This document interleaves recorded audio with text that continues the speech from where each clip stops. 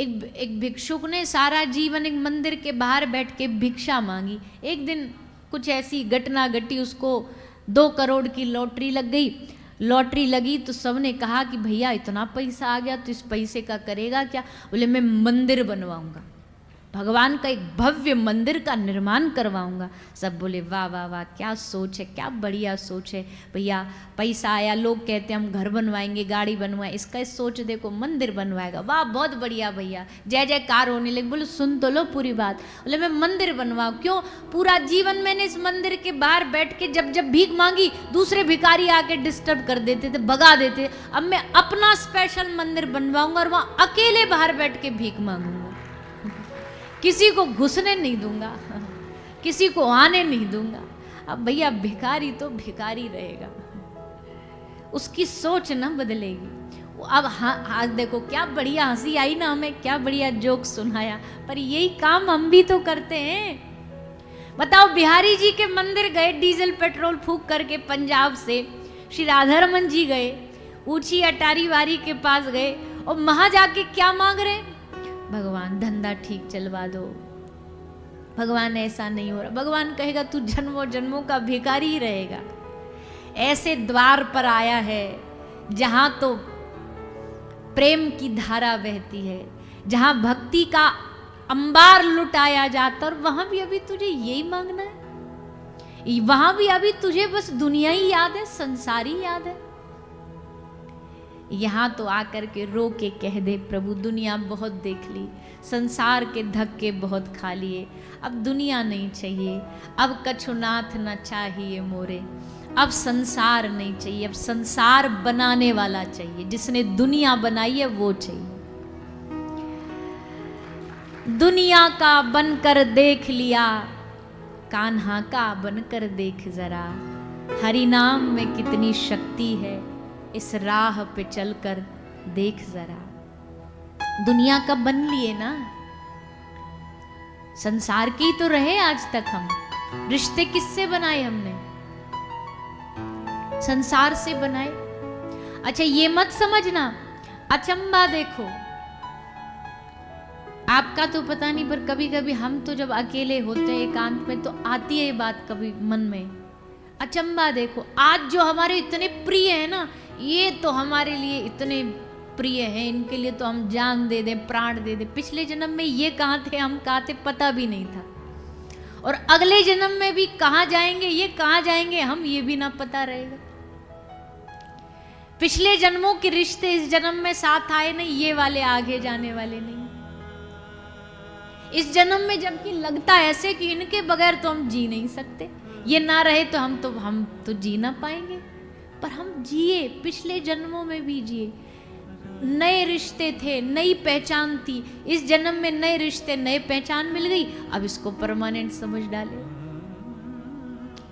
शास्त्रों ने पता है सबसे बड़ा पाप क्या बताया है? कोई कहेगा चोरी डकैती, कोई कहेगा झूठ बोलना।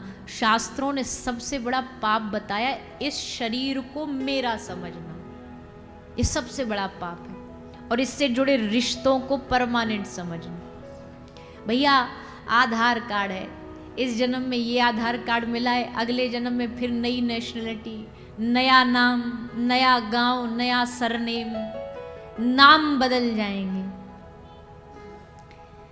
गांव बदल जाएंगे, रिश्तेदार बदल जाएंगे, देश भी बदल जाएंगे, पर एक चीज कभी ना बदलेगी। क्या?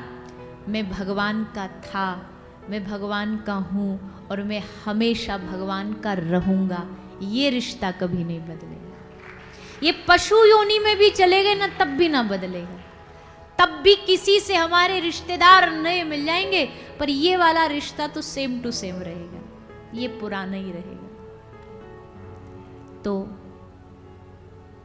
संसार के रिश्ते निभाए और निभाएंगे भी। कौन सा हम छोड़ के भाग रहे हैं दुनिया को? निभाएंगे ही सब रिश्ते, और निभाने पड़ते हैं, पर भैया मन से जान के रखो कि सबसे पुराना, सबसे पक्का, सबसे गहरा अगर मेरा किसी के साथ रिश्ता है तो मेरे ठाकुर जी के साथ है, मेरे किशोरी जी के साथ है। उनसे मेरा पक्का रिश्ता, और उसी पक्के रिश्ते को भुला के कच्चे रिश्तों को परमानेंट समझ लिया, और जो पक्का है उसको याद ही नहीं है, स्मरण ही नहीं। त्वमेव माताश्च पिता त्वमेव, त्वमेव बंधु च सखा त्वमेव, त्वमेव विद्या द्रविणम त्वमेव। मेरा प्रभु और तो और मेरा धन भी तुम, मेरा सर्वस्व तुम हो, मेरा जीवन तुम हो। पर भैया ये केवल श्लोक जीभ तक ना रह जाए, केवल गले तक, कंठ तक याद करके ना रह जाए, ये सचमुच हमारे हृदय में उतर जाए। मन कहे इस बात को कि तुम मेरे माता हो, तुम मेरे पिता हो, तुम मेरे बंधु हो, तुम मेरे सर्वस्व हो। कथा हमारा और भगवान का भूला हुआ संबंध याद दिलाती है, हमारा रिश्ता भगवान से क्या है वो याद दिलाती है, उस रिश्ते को प्रगाढ़ करती है, मजबूत करती है। किसी से रिश्ता अगर आपको बनाना है तो भैया देखो, किसी से प्यार दो वजह से होता है। कैसे? या तो आंख से देखकर, या कान से सुनकर, उनके बारे में सुनकर। आंख से देखना तो भगवान को पता नहीं किसको होगा किसको नहीं, पर कान से सुन के उनसे प्रेम किया जा सकता है। आप भी जो यहां बैठे हो, कान से क्या हो रहा है? ठाकुर जी के गुण आपको सुनाए जा रहे हैं, ताकि उनके गुण सुनकर के आपको उनसे प्रेम हो जाए। आदमी के गुण से प्रेम होगा ना तो जीवन भर कभी आपका प्रेम नहीं घटेगा।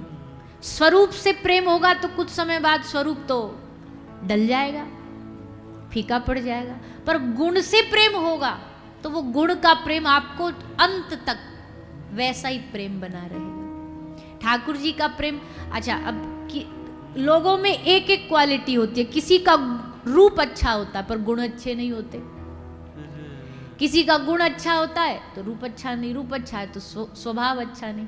पर ठाकुर जी में दोनों ही क्वालिटी, स्वभाव आहा अहो बकीयम स्तनकालकूटम जिघांसया पायदप्य साध्वी लेभे गतिम धातृचिताम ततोन्यम कम्बा दयालुम शरणम व्रजे। स्वभाव कैसा? बोले शत्रु को भी गले लगा ले, पूतना आई मारने पर उसको मुक्ति दे दी, उसका कल्याण कर दिया, ऐसा स्वभाव। और स्वरूप बरहा पीडम नटवर वपोह कर्णयो कर्णिकारम। स्वरूप तो ठाकुर जी का ऐसा है कि एक मधुर मुस्कान से, एक मुस्कुराहट से सारा जगत जीत लें, सारा ब्रह्मांड जीत लें, एक अपनी अधरों की मुस्कुराहट से।